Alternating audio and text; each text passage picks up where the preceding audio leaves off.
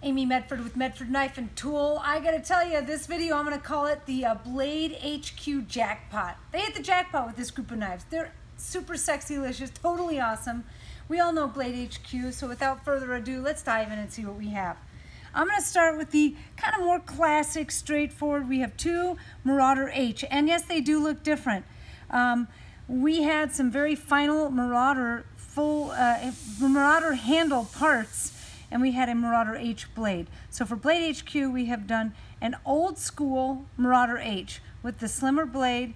It is serialized, and it has old style Marauder handles with post-process brushed grooves. It is PVD coated, the blade is satin, and it's an S35 Tonto. Here's going to be the actual real version of the Marauder-H with the milled recesses in the handle. Again, this is S35 and satin as well. This one's bronze anodized handle and spring. So there's the difference between the two. Be curious to see who likes which and why. I have an Infraction. They have a few of these headed out their way. Some of the last of our carbon fiber run, I do believe, will be heading in the all titanium direction. So if you love carbon fiber, they have a group of D2 PVD blade and spring and clip with the carbon fiber handle.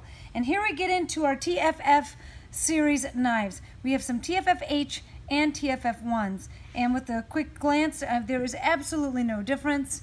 What you will see as we run through is the handle and spring on the TFF-1 are the 0.125 inch thick handle and spring. So let's start with the H's. This one here is the coolest flaming job I've ever seen. I'm absolutely crazy for it.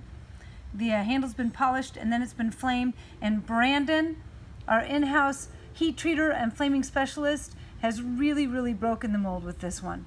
It's got a bronze anodized spring. There are the serial numbers again. I mean, just, I can't believe it. So cool. I have three more TFF-H. Two have this kind of hammered faded effect. This one's a bronze to violet fade. It starts off bronze with this kind of hammered, gilded texture that fades into a flat violet anodized handle and spring. And these are all S35, by the way. This one's bronze through and through. Starts with that hammer and goes into a fade, handle and spring. This one here looks a little bit more bare bones, but it does have its own beautiful qualities. It's a satin blade, S35, all titanium hardware. You see the TI engraved in, flamed. All of the hardware's been flamed, as well as the clip. And the fact that the Fat Daddy clip comes with all these knives just kicks it up a notch. Absolutely bitchin'.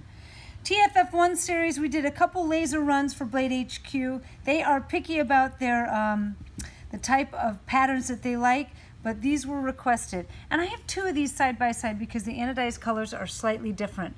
The one on the bottom has the stripes, gold or kind of a copperish gold alternating with the silver background.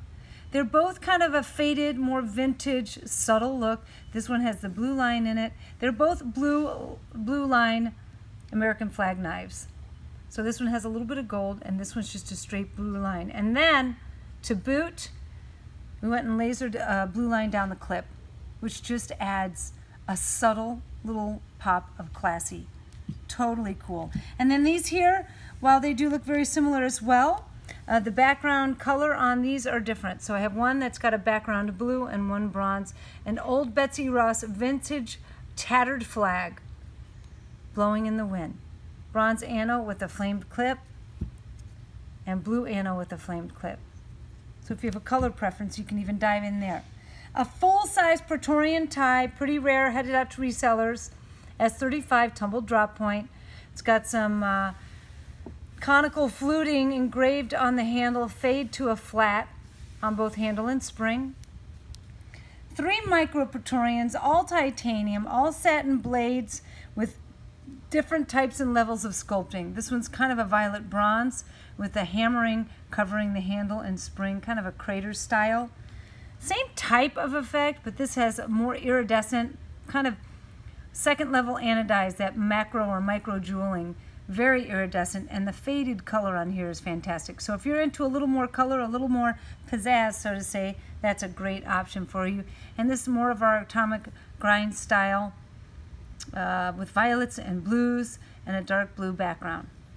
And then last but certainly not least, we have option 5 of the Theseus. We've alternated the colors a little bit on these, but we've tried to keep it simple and classy and straightforward. So the sculpting has been relegated just to this bolster, the flat portion, and the fluting here has been left just plain anodized. And again, we're sporting the new clip.